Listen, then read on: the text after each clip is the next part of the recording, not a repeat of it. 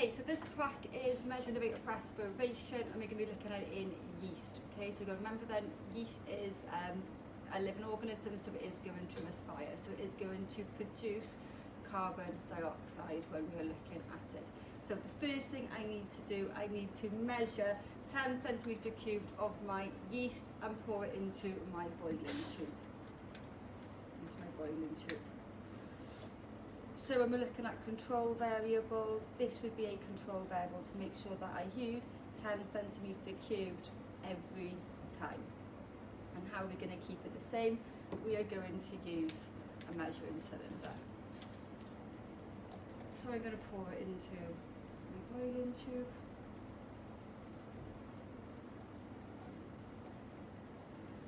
Then I'm going to measure 10 centimetre cubed of my first glucose solution. So our independent variable is the concentration of glucose solution. I've got 2%, 4, 6, 8, 10%. However, the volume of glucose solution is another control variable. It's something we have to keep the same. So again, I'm going to measure 10 centimetre cubed out.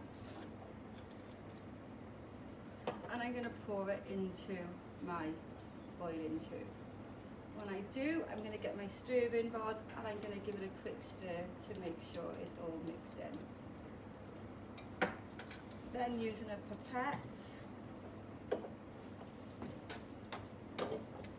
I'm going to put a thin layer of oil on the top. So I'm just going to add a few drops and it will form a layer on top of the boiling tube.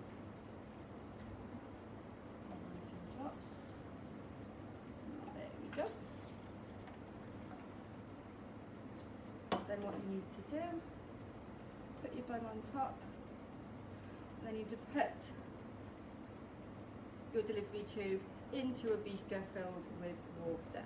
And then we have to wait until we see our first bubble that is being produced. When we see the first bubble, we are then going to start the stopwatch for 2 minutes, and then we're going to count how many bubbles are produced in 2 minutes and record it down on our table. So on my table I've got concentration of glucose 2, 4, 6, 8, 10 and just number of bubbles produced. When we're looking at this practical, then some inaccuracies we're going to have is that it's going to be really hard to see the number of bubbles produced. We might miss one, so the easy thing to do then is that we could record it, which would then increase our accuracy, because then we can slow-mo and actually count the bubbles. We know we don't miss any. To improve our confidence in our practical, the practical states we haven't got to do any repeats, or to improve the confidence, and then we could repeat it a couple of times to see if we had any anomalies. I'm going to start the stopwatch.